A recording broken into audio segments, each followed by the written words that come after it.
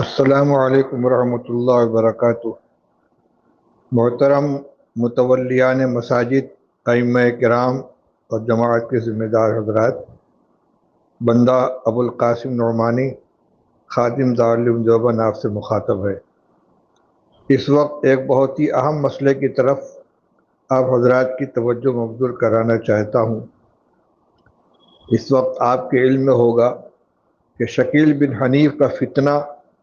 پورے ہندوستان کے اندر بہت تیزی کے ساتھ پھیل رہا ہے، جو مہدویت اور مسیحیت کا دعویٰ کرتا ہے، اور بھولے بھالے مسلمان جن کو دینی تعلیمات سے تعلق نہیں ہے، دینی معلومات ان کے پاس نہیں ہے، ان کے درمیان خفیہ طور سے شکیل بن حنیف کے کارندے اپنی محنت کرتے ہیں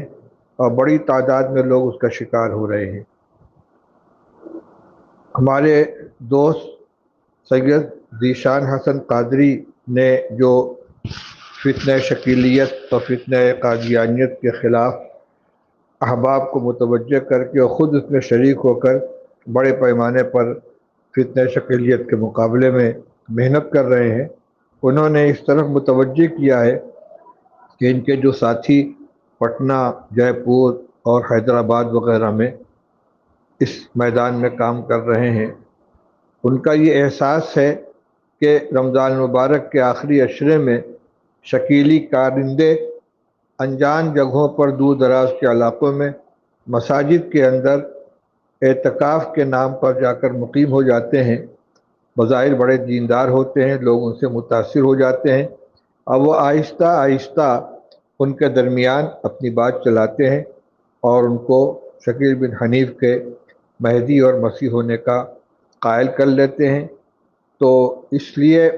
میں اس وقت مساجد کے ائمہ اور متولیان اور مسجد کے ذمہ دار حضرات سے خاص طور سے یہ اپیل کرنا چاہتا ہوں کہ کسی انجان آدمی کو اپنی مسجد کے اندر اعتکاف کرنے کی اجازت نہ دے۔ اور دوسری بات یہ کہ زیادہ تر لوگ اس وجہ سے شکار ہو جاتے ہیں کہ نبی کریم صلی اللہ علیہ وسلم نے قیامت کے قریب حضرت عیسیٰ علیہ السلام کے آسمان سے نزول، حضرت مہدی علیہ السلام کے ظہور اور دجال کے خروج سے متعلق جو پیشین گوئیاں فرمائی ہیں، بیان فرمائی ہیں، لوگ اس سے واقف نہیں ہیں۔ اس لیے علماء کرام کی ذمہ داری ہے، ائمہ مساجد کی کا یہ فریضہ ہے کہ وہ عوام کو حضرت عیسیٰ علیہ السلام کے نزول، اسی طرح حضرت مہدی کے ظہور اور دجال کے خروج سے متعلق احادیث میں جو پیشین گوئیاں ہیں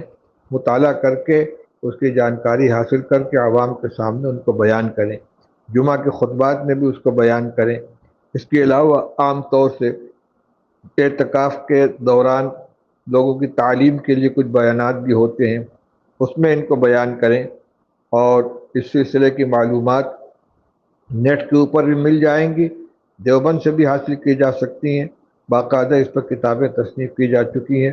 مولانا شاہ عالم صاحب کا بھی رسالہ ہے، مولانا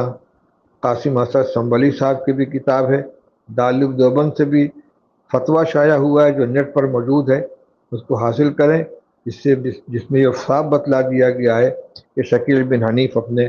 باطل عقائد کی بنا پر اسلام سے خارج ہے، اور جو لوگ بھی اس کو برحق مان کر اس کے ہاتھ پہ بیعت کریں گے وہ بھی اسلام سے خارج ہوں گے۔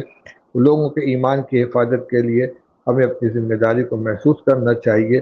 اللہ تعالیٰ ہم اس کی توفیق نصیب فرمائے۔ وآخر دعوانا الحمدللہ رب العالمین۔